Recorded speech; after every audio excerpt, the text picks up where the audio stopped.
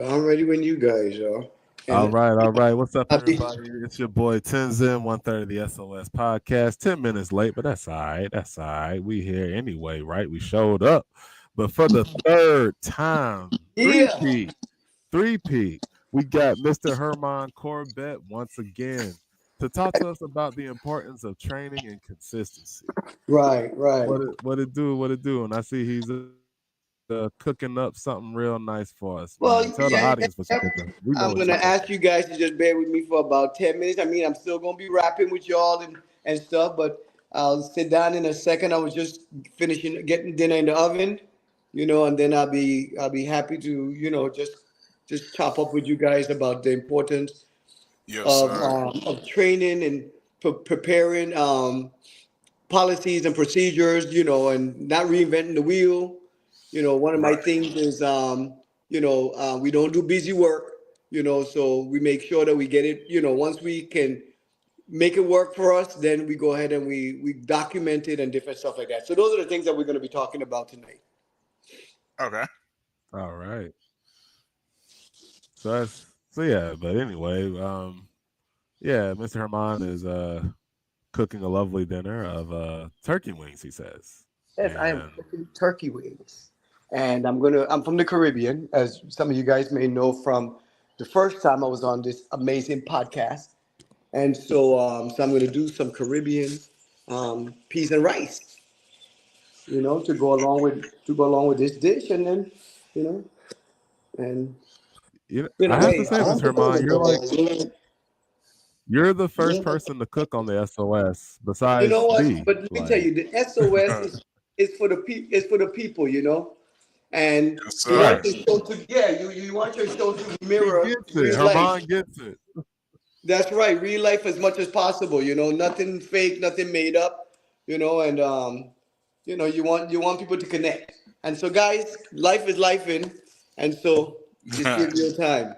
Who's talking to you tonight are real people with real issues, good and bad. But we don't make stuff up. This is the real stuff. Exactly, exactly. But yeah, well, first off, I just want to ask how things been going with you out in the world, Mister Amon. You know, I have to say this. Where I work, I just won Employee of the Quarter, which was Okay.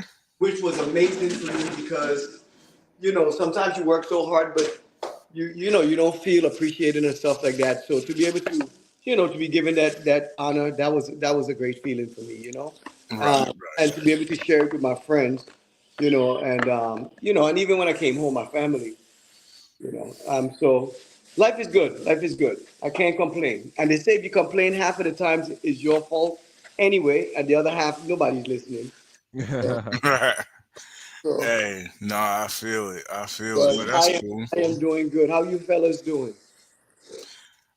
I'm straight. Like I said, what is it? It's raining right now up on Yeah. my end, large thunderstorms and stuff. But shoot, can't complain otherwise, just working and everything. Good, good. Well, you be safe up there with all that rain. Yes, I did hear that you guys are getting a lot of rain, and in some cases, flash floods and stuff like that. So be very, very careful. Oh yeah, for sure, for sure. Yeah, it was. I think we got well. I mean, I think the worst effect of it we had was like back in like May when we had this real bad power outage and stuff. Yeah. But I'm hoping that like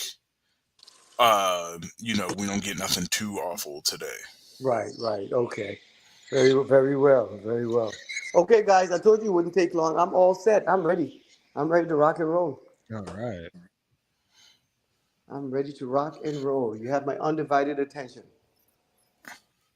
All right, that's what's up. So, Very fab. But yeah. Yeah, 'cause, earlier episodes we used to catch B in the kitchen whipping up something. So it's good to finally have a guest, That's in the key. living life. Yeah, I used to work in the office on Wednesdays, so like by the time I would get back, I would just be making dinner as the show started and everything. Yeah. But now that I'm remote on Wednesdays, I don't really got to worry about Oh, that nice, anymore. nice, Yeah. nice, nice. Uh, all right. So Mr. Herman is here to talk about the All right. importance of good training and consistency. So what yeah, so So yeah, where do we begin you want with me, you this? want me to start out? I could start out. I just want to tell you guys thanks again for having me back on your show again. And I'm one of the things I always say. I'm never too old to learn, and I'm honored to be able to teach. And as a professor, that was the second time around that I was on your show. We were talking about that. I love teaching people the things that I know. What's in my head is what comes out to my mouth and in my actions, so somebody can be a better person tomorrow than they were today, you know. And so as I was talking with, you see, Marcus, I mean, can we call your name? But Tenzin. Tenzin, Tenzin. Tenzan. Did I say it But right? either or is fine. I mean, Okay, if all right. Marcus is easier, that's fine. Okay. And as I was talking to him, a few weeks ago about, um, just the importance of putting together formal training. He invited me back on the show so I could talk a little bit about it. And so to begin, that's what I want to take some time to share with you all. There's a difference between formal training and informal training. There's also a difference between formal training, informal training, and no training at all. Right. Oftentimes we are expected to perform. We're expected to give some type of delivery or some type of output, but we're not equipped. And when I think on equipping, I'm thinking on, having the resources, number one, and the tools necessary to actually be able to perform the task in not just an effective manner, but efficiently, which is, doing more with less, and choosing the best path to reaching your particular goal. And so one of the things that I find that a lot of companies, schools, organizations, businesses, whatever you want to call it, lack is it's not just training and not just training, informal training, but formal training too. What that means is being intentional about the information that you're disseminating and being able to communicate how something is done, being able to test to make sure that it's being done in an effective and an efficient manner as you're told to do it, and then reviewing the output pretty much of what have been completed to make sure that it meets the requirements and the standards that's set. And so, what happens when organizations or companies or whatever it may be, a church, a school, whatever it may be, don't set some type of goal or want some type of output, but don't give you the tools. And when I call the tools, it's almost like a workman needs his hammer or her hammer or nails and stuff, to get the wrench, whatever it takes to get the building built.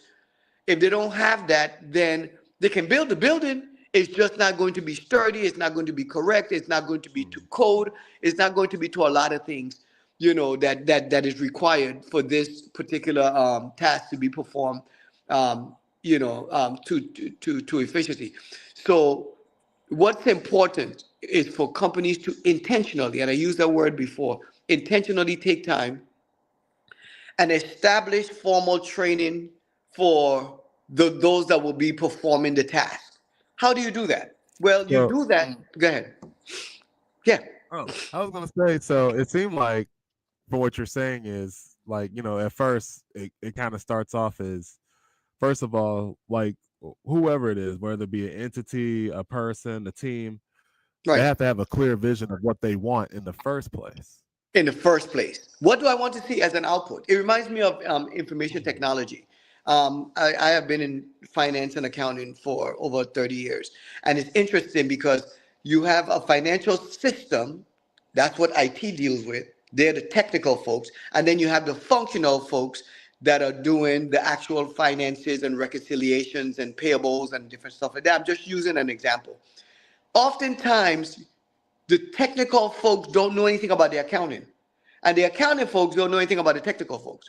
So you need to be able, as a functional person, which is the accountant, to be able to tell the technical person exactly what type of output you want. And so that's mirroring exactly what you're saying, Tenzin.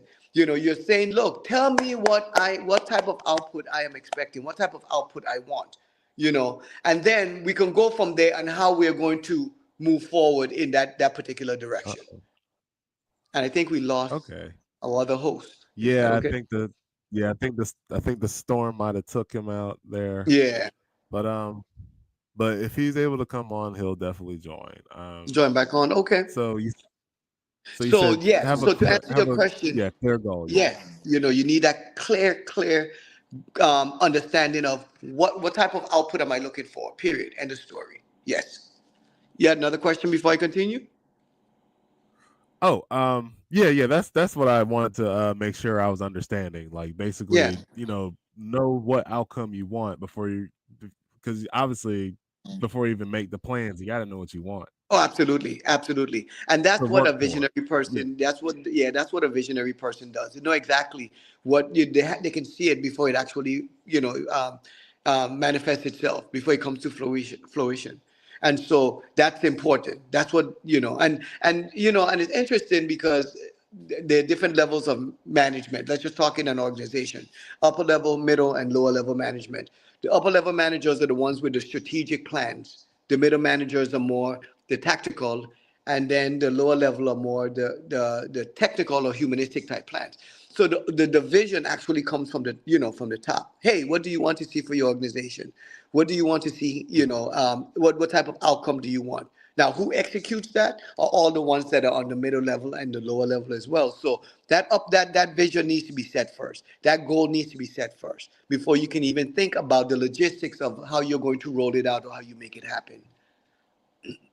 And then I guess it also takes knowing like what kind of standard you want to put forward. As you said, Absolutely. a group of people can build a structure, but without a certain standard and without being Absolutely. on the same page, it'll be wobbly and yeah, like That's right. just That's right. imbalanced.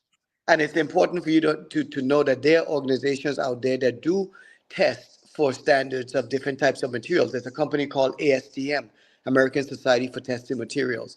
And they come in and actually test different types of products to make sure that they are built per standard. And then of course we have, Mhm. like, in business we have auditors that go back and they review the output of things to make sure that they're up to par, up to code, up to standard. There's something in government called a CAFR, a Comprehensive Annual Financial Report, and that's pretty much a snapshot over a fiscal year period or a calendar year period of the financials of an organization. And you, so the goal in that is actually to um, what am I trying to accomplish with this document? I'm trying to give my citizens, I'm trying to give my stockholders, my shareholders, a snapshot of what my financials look like over the past fiscal year or calendar year. So that's a goal. That's what I want to establish. Now, how I establish it or the path I get to preparing that's what we're going to talk about next.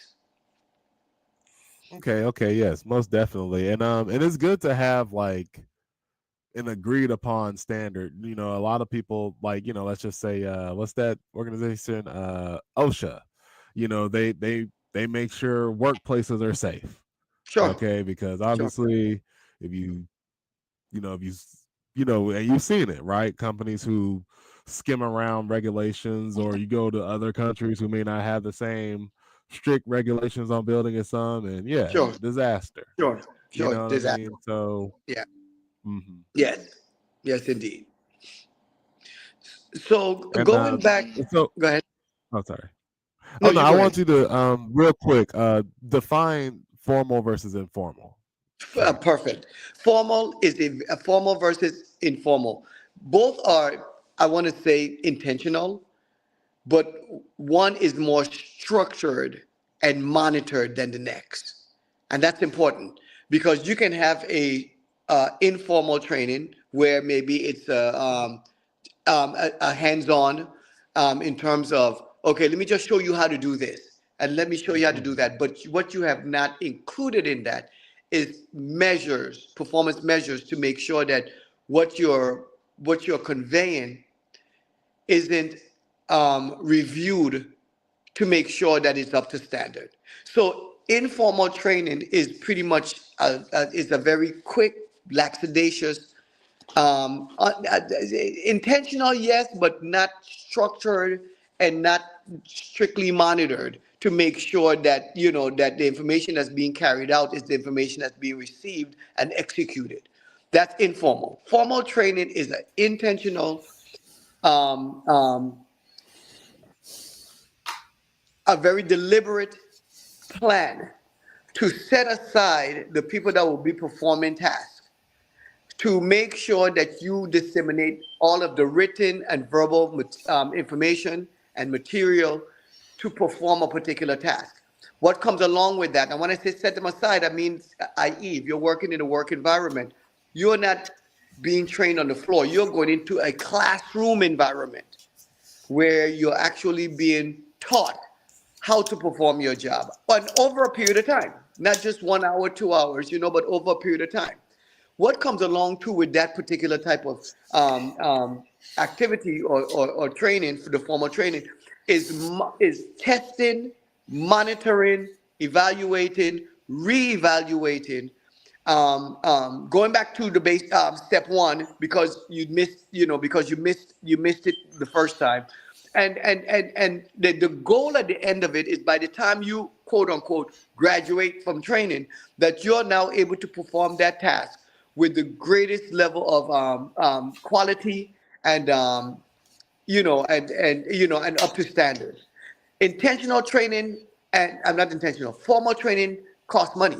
And a lot of times that's why you don't find a lot of organizations really leaning towards that anymore. Because what you're doing, you're pulling people from the production line.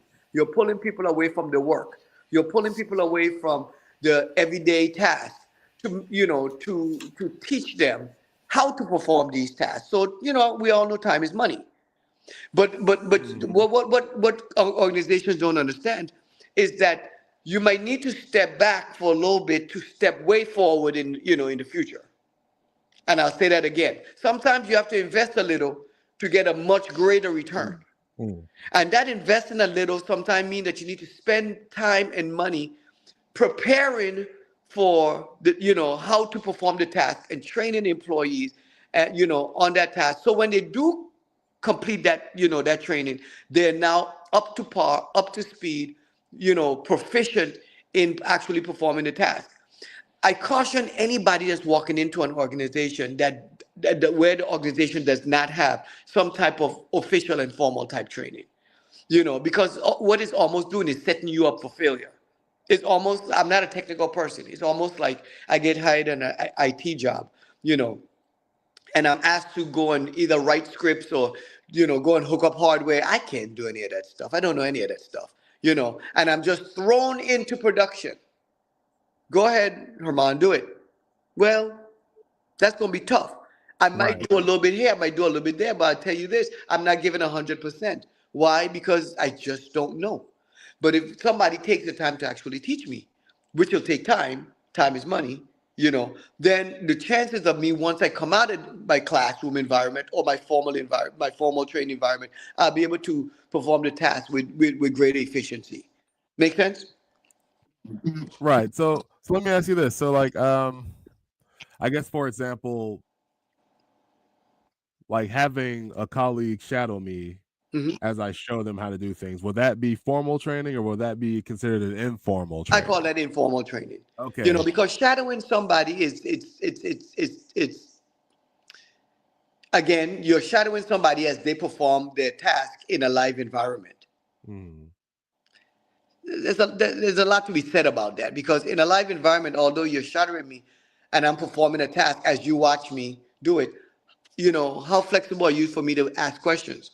How flexible are you for me to tell you, do that again for me? I didn't see how you did it quite the first time. Mhm. How flexible are you to say, I think I get it. Step aside for a second and let me perform it.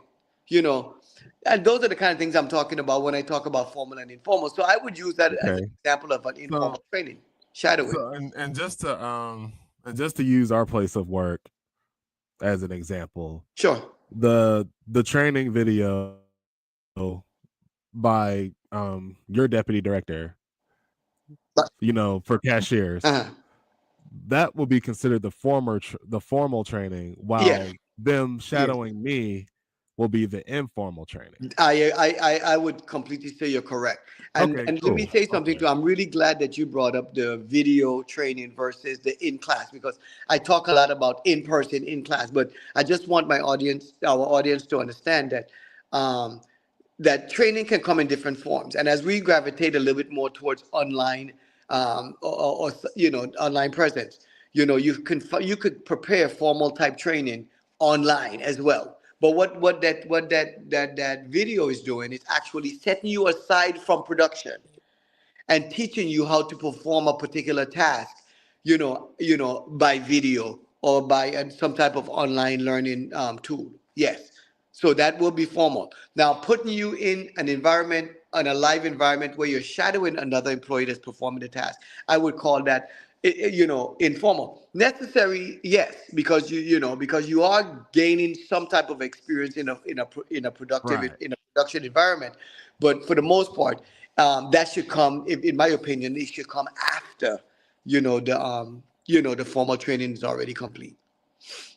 Of course, of course. That's like police officers. They spend like at least half a year in the classroom, and then, you know, once they get hired Mhm. on, they're on the field with somebody. They're Sure, shadowing somebody for.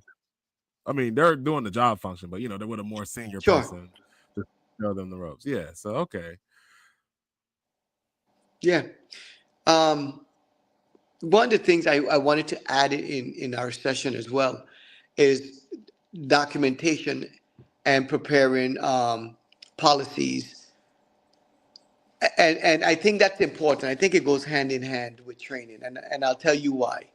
Mm. Oftentimes, when something happens, let's just use for an example, a computer just blows up and you're troubleshooting on how to fix the problem. The first time around, it didn't work. You chose this particular task, it didn't work. You chose this particular option, it didn't work. You chose this option, it didn't work. But then you get to option five, and option five works amazing. Mm-hmm. What I find companies do in cases like that is they do not document the option five. Yes, some Mm. problems are unique, and so therefore you have to kind of go back to square one to be able to find a resolution. But then some are repetitive as well. And what I find a lot of companies do in the repetitive setting, they reinvent the wheel, which means that they go back to option one, option two, option three, option five, when they could have simply just jumped to option five the second time or the third time around. Why? Because you can say to yourself, you know what, this happened before, exactly like this. Mm-hmm. This is how we and this is how we resolved it. So let me go ahead and just resolve it that way. What that does, it saves time, it saves money, it saves frustration, and it becomes a more efficient way of doing things. And so, what I do encourage organizations to do also is to write down and patent the things that work, benchmark the things that work. And so if the problem is repeated, you can go back and actually reference what you did before to resolve the problem again very, very quickly. And how do you do that? You put it in writing. You put it in an area Mm-hmm. or an archive that you can actually go and retrieve it if needed.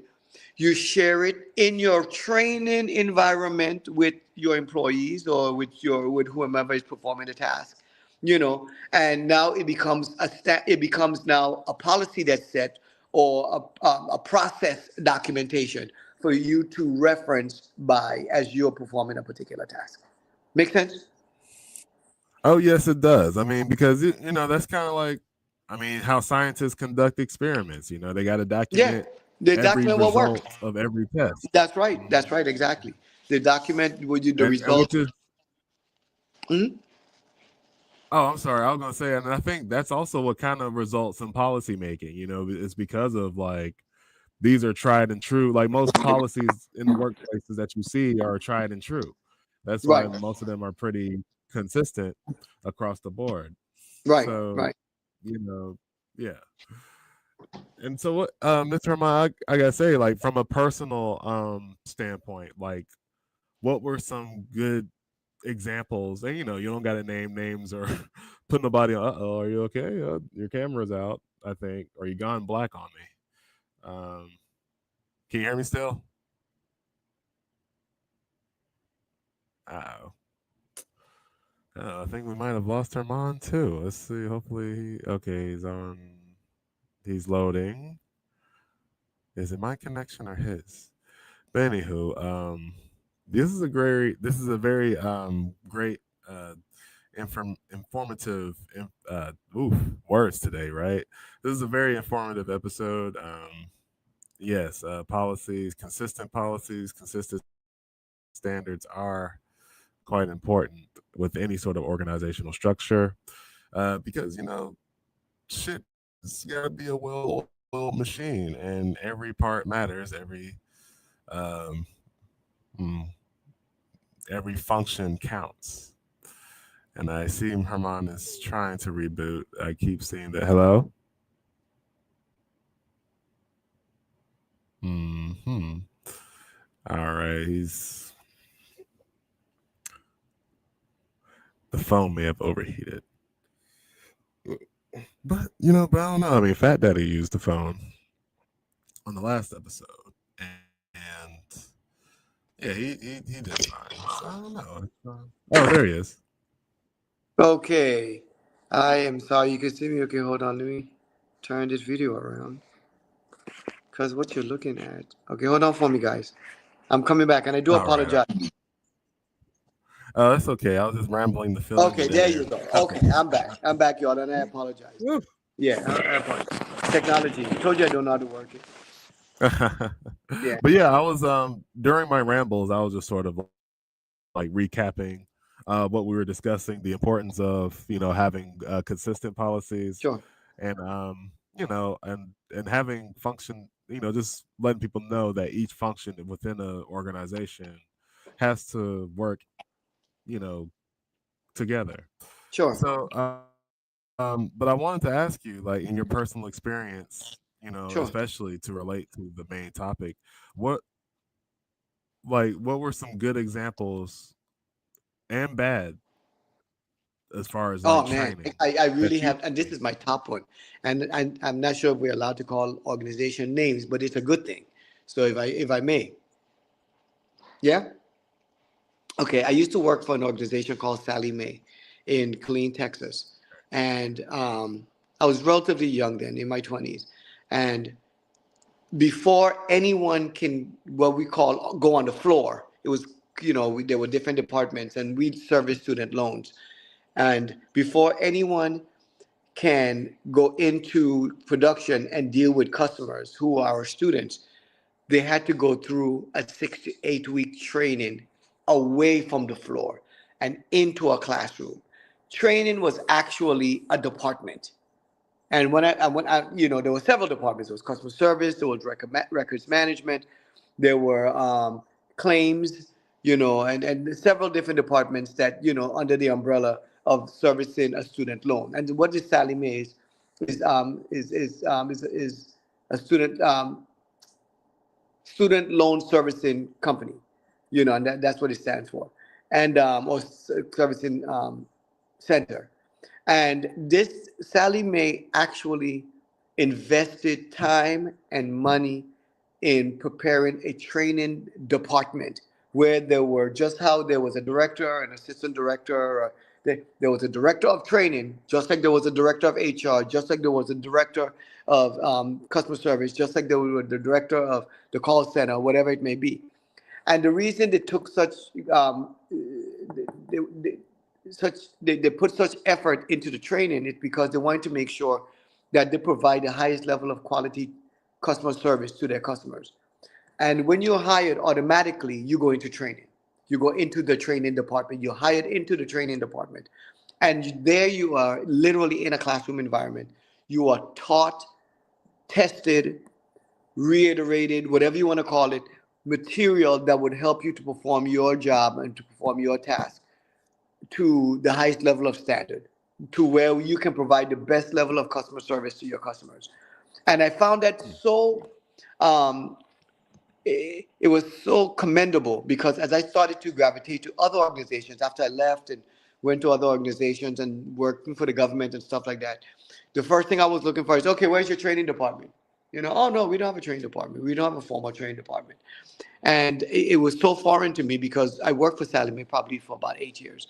And that's all I knew. I knew about, any new employees go right into training. And I commended them because, they were always known to perform some of the highest level of customer service to their customers because their employees were equipped. And how did the employees become equipped? Is because they were put into an environment of training where they were separated from their tasks, separated from their jobs, separated from what was required of them for a period of time to provide them with the tools necessary to perform their task and perform it to a high level of standard.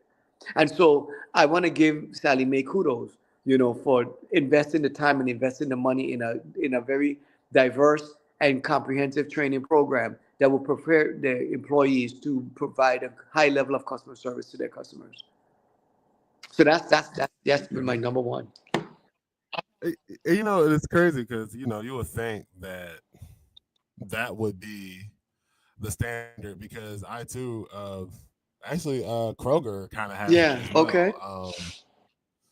Before you even start your job, you got to go to this other location where you have to be Yeah. formally Yeah. trained on basic things, depending on what you're being hired to do. Right. And So I and know and like a you're lot of right. people, yeah, Yeah. And you're absolutely right. You would think that it's almost the obvious, but you know what, my friend, it's not. Because again, training is money. Setting your employees aside and apart, it takes time and it takes money. And not a lot of oh yeah, organizations, one, could afford it, and number two, just want to invest that type of money in training employees. They expect that, oh, if I hired you, that's because you had a certain level of experience in this already, and you should be able to walk right into this job.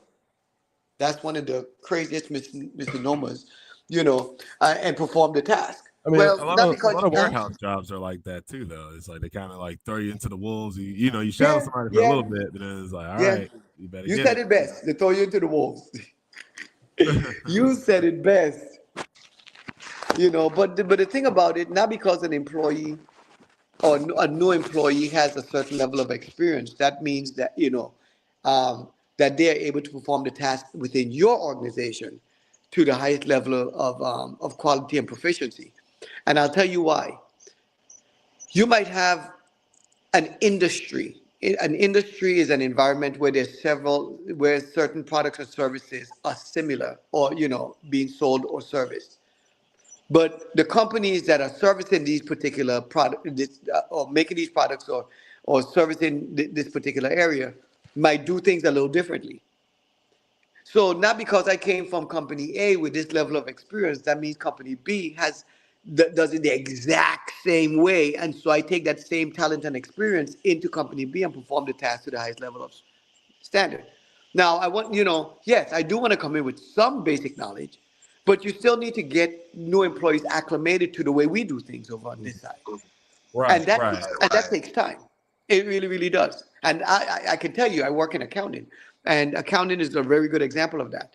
Accounting. Some people say accounting is accounting, but but accounting with the city of Norfolk and accounting with the city of Atlanta, it might be a little different. And I could tell Two you one of the different basic things. Yeah. differences.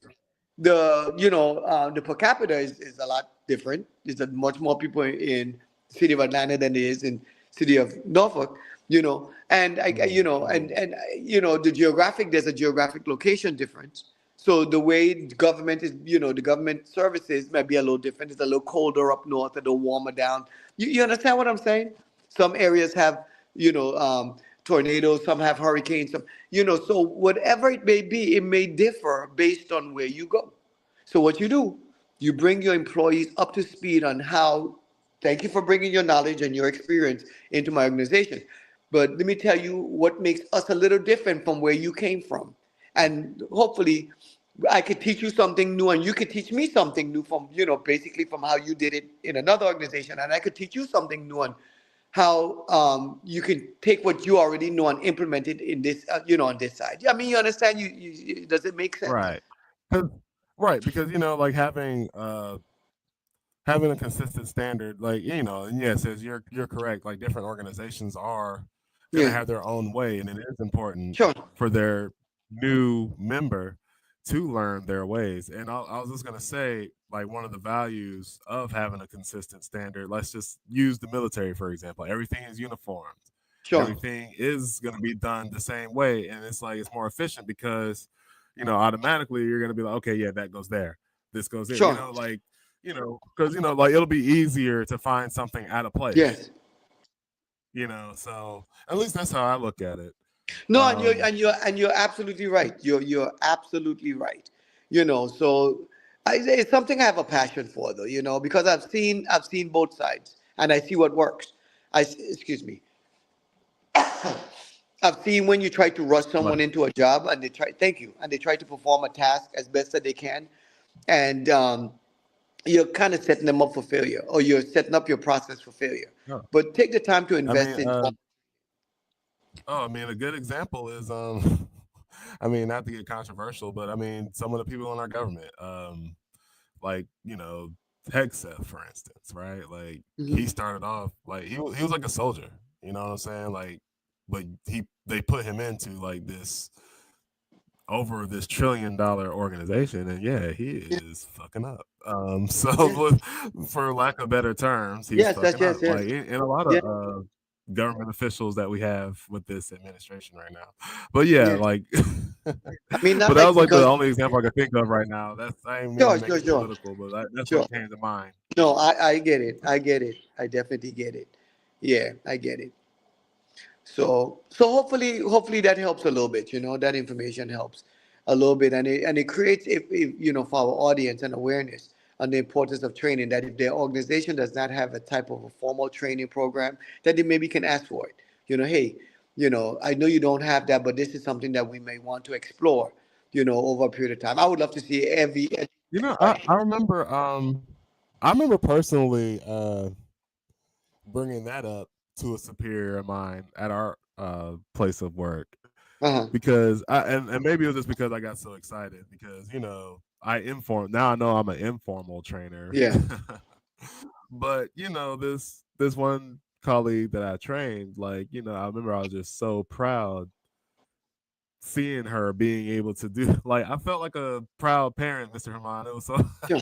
Sure. Sure. but Sure. just watching her do the functions without me having to step in at all, like to be Sure. able to leave her to her own devices. It felt Sure. good. So I was Sure. like, I was kind of like, that's why I asked. I was like, hey, I wouldn't mind just being a trainer like that. Yeah, It yeah, yeah. Just being a seems like trainer, one of and those that's it, rewarding and that's jobs, it. Just being a you trainer, and know. that's it. And yeah, exactly, exactly. Being a trainer, and that's it. You know, um, like I said, there was a department because and it was a title. What are you at Sally Mae? A trainer. I'm trainer one, trainer two, trainer three. And it was a title, and that took some time and some money, but the outcome was so much greater than if you didn't take the time to invest it for in that formal training. I And commend it even after all these years. and I believe, yes, I too believe that every job should have a formal training. I was personally surprised, given the nature of our work, that there wasn't a classroom kind of setting for a lot of things. I mean, now there is formal training virtually, of course, and there are some training meetings we'll have, but I was just more surprised that there wasn't like a intro, like a one-on-one kind of thing for new people. Like there was orientation, Sure. but Yeah. but I wanted to say some of the values, and well, I guess this will be a double-edged sword, but I'm gonna talk about the good edge of the sword. Sure. Oh, good. So one of the values of informal training is who's training you. Good. Oh, yeah. Like Good. I've had a Yeah. lot of Yeah. people I had a lot of people, commend to me about how nice and patient I am, and I still remember, um, peace be upon her. Her name is Benita Carthen. She's no longer with us, but she was the first person to train me when I Mm, started where we worked, sure. and it left such a lasting. She trained me so well. It just to this day, Nice. Very you good. know, I always say I would not be the employee that I Very good. am If it wasn't if for it her. wasn't for her. Yeah. So that's what I say. Yeah. And do you have any experiences like that with an informal training, like someone who was able to communicate with you so well, like Yeah. you were able to get it?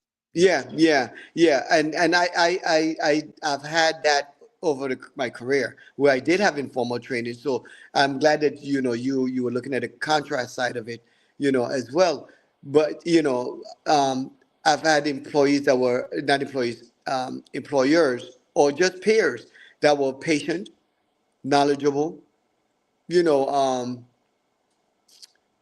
willing to provide what's in their head through their mouth in a very effective manner, where, I'm not falling asleep or you're boring me or I just really don't understand what you're saying. You understand what I'm saying? So I've had those Mhm. informal type settings and those informal trainings as well. So yes, I have.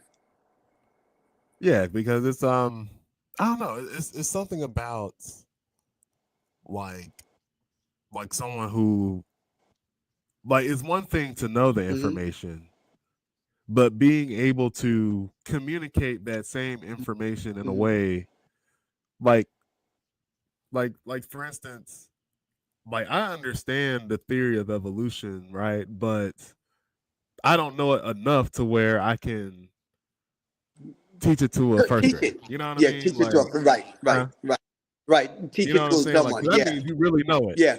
That really means you know it. Absolutely, absolutely, absolutely. If I Like, may ask you a question, what would you say mhm. in most recent? You would say something that you, and it could be something personal, it could be in the workplace, that you have learned that you can say, you know what? Oh my God, I'm really never too old to learn this. That you can say, Oh man. and I could tell you mine. I could tell you mine very.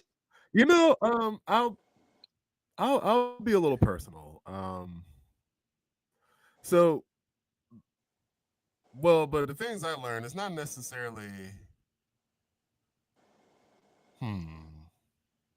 Well, okay, I'll give two types of examples. This first example is more so like I sometimes the way I might say things, it lands wrong.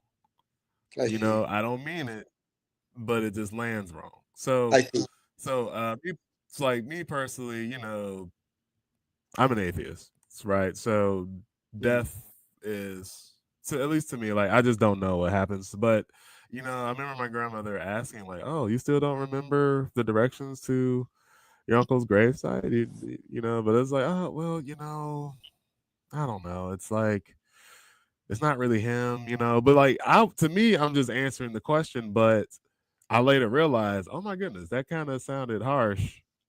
These Mhm. were harsh sounding words to say about my grandmother's child. You know, so Yeah. I'm on the daily. I'm learning.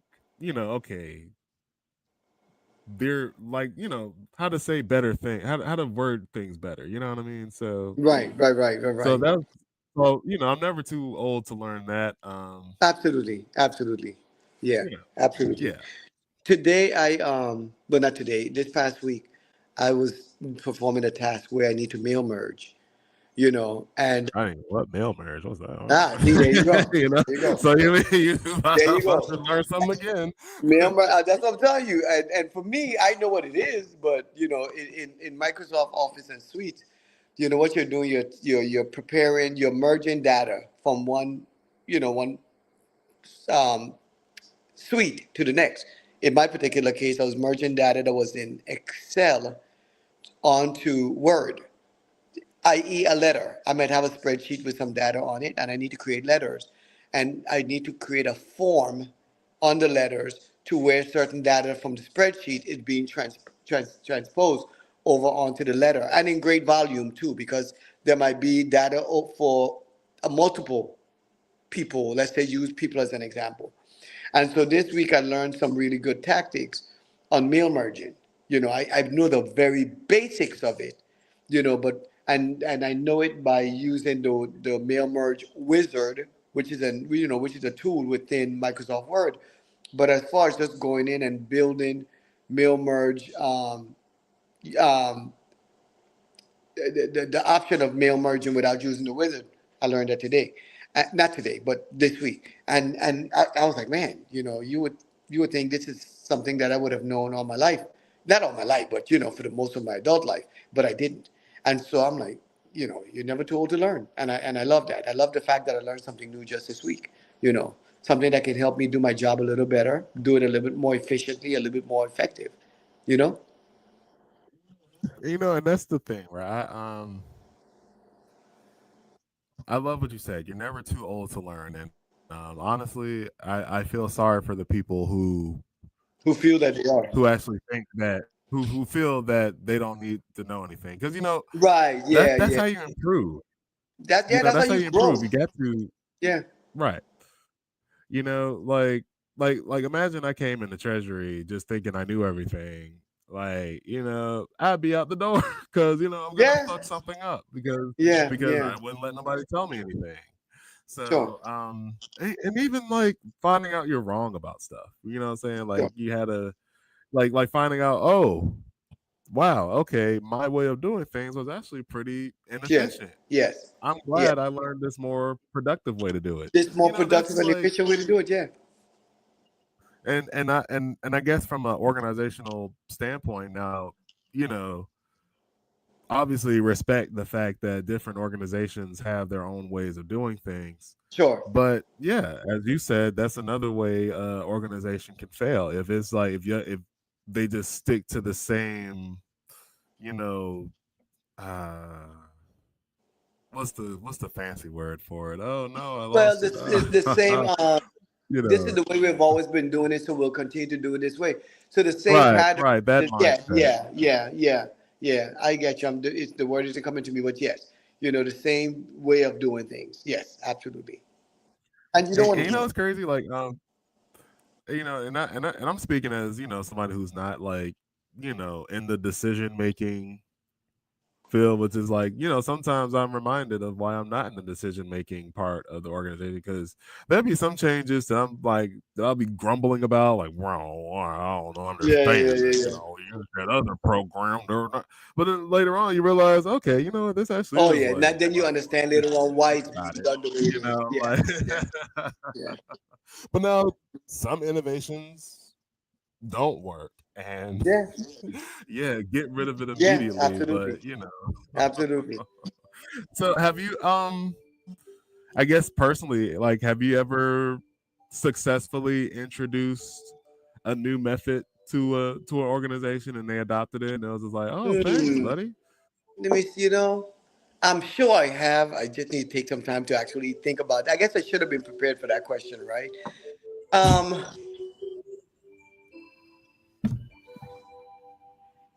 I can't think of anything right off my head, but I'm sure I have. And how did I learn it? I either learned it through the formal training because it was taught to me, and I'm just passing it on to somebody new, who was not exposed to it, or it's by trial and error. I'm like, hey, Right. let me tell you what works. I did it this way and this works. It's like, oh my God, thank you, Mr. Herman. This is great. I never thought about doing it this way. I'm like, yeah, because the last time I did it, this is the outcome I got. So yes, yes, And yes, I'm sure I have. I know, and there's some jobs, like I believe, like your position, it's like, yeah, there is a standard, but I mean, I believe there is some critical thinking involved sometimes, and sometimes Absolutely. let's just say, like, you wouldn't do, like, let's just say you and CM, you know y'all perform the same job function. However, CM may have a personal method that's within the guidelines, but he may Yeah. have a personal method that works for him, and you're going to have a personal method that works for you, because you Sure. guys may be Sure. different. Sure. Like, it's like, has there ever been a moment where not necessarily between you and CM, but maybe just like like you're like someone shows you a more efficient way to perform a task and Oh they man, all teach the you time. consistently how to do it. Oh Yeah. yeah, all the time, all the time, and I so welcome that. I actually, it turns me on to learn new things. And I'm like, oh man, I used to do it this way all the time. And so thanks for showing me how to do it this way. You know what I'm saying? And yes, trust me. And I love that. I love the ability to watch people do things that I've been doing for so long one way. They're doing it a different way, getting the same result, but using efficient means of getting there. And what is efficiency? Efficiency is doing more with less. Getting to your end goal Right. in a shorter period of time. Getting to your end goal with less money spent. That's efficiency. Effectiveness, of course, is you arrive. But efficiency is the journey. You understand what I'm saying? It's a journey that Hmm. that you're taking. And I like when the journey is done, when the journey is streamlined to where you're doing more with less time, less money, less effort, less headache, but you're producing more. You know what I'm saying? That's the Right. definition of efficiency.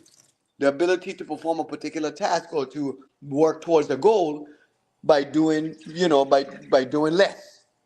You understand what I'm saying? And so Hmm. that is something I really thrive on. I love that. I love to be able to learn, new things, and be able to and old things, just a different way.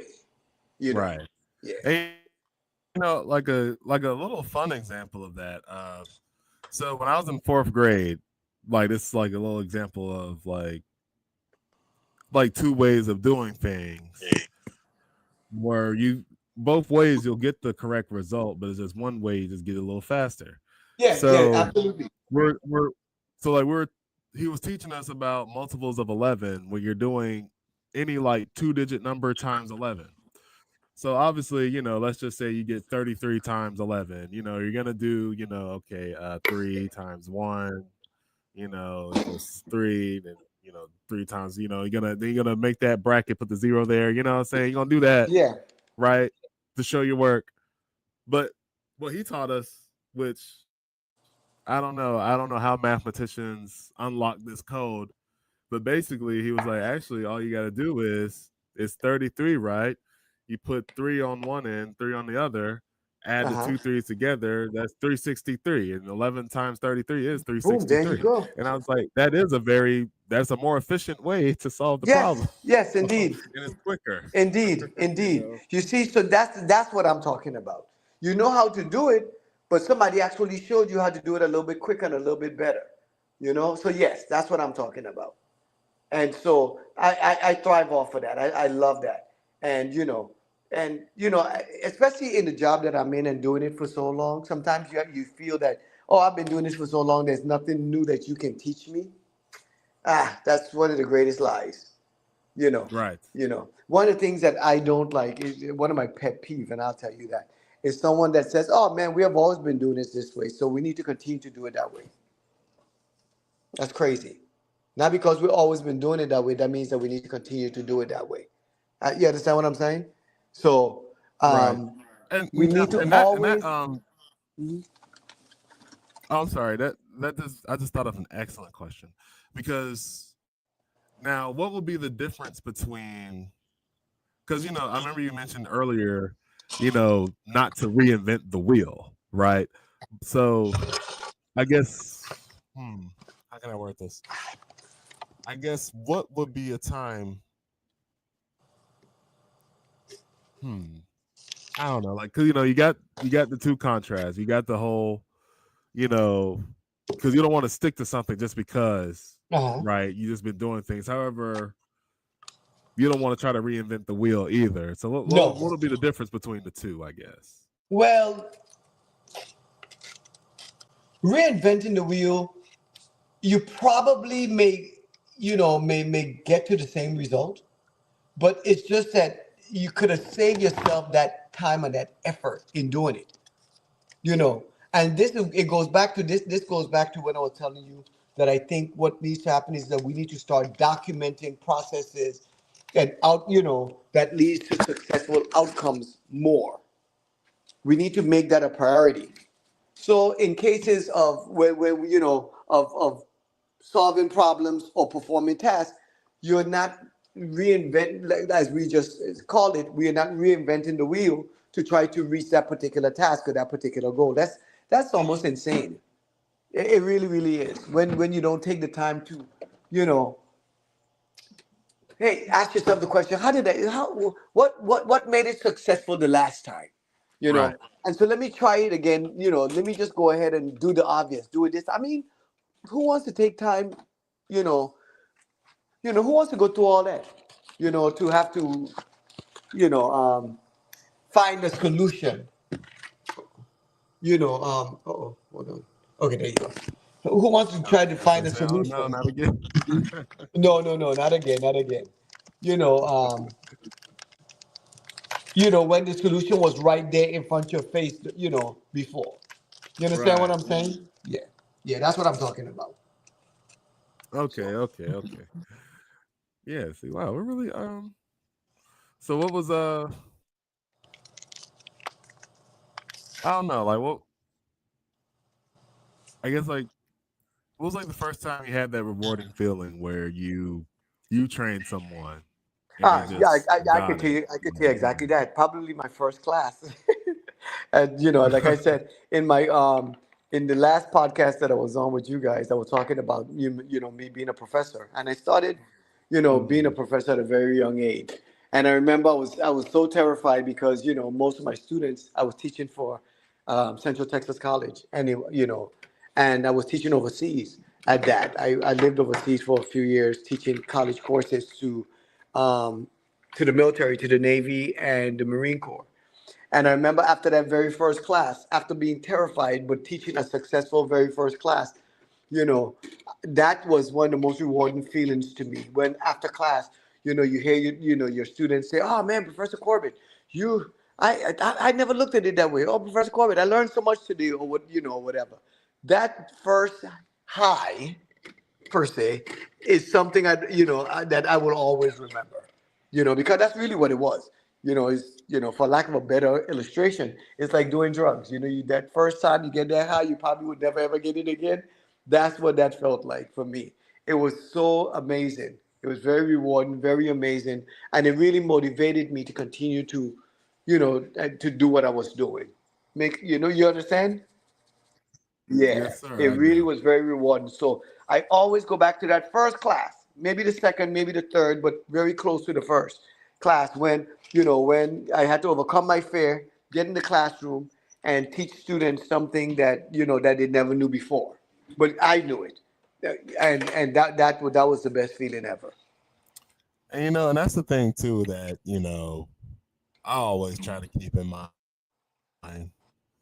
Like the trainee is gonna be, you know, a representation of myself. You know what I'm saying? Oh yes. Oh, well said. I'm the one who taught you. That's So I another one. mean, you That's better another be one. Well said. Well said. I gotta make sure that you're Hmm. Well said. Remember that the trainee will always be a representation of you, and so the training is a representation. So if somebody comes out of training and they're like, well, who trained you? You know, whose class were you right, in? right. And yeah, yeah, yeah. Trust me. How'd you get How did there? you get there? Yeah, we need to go back and train a trainer.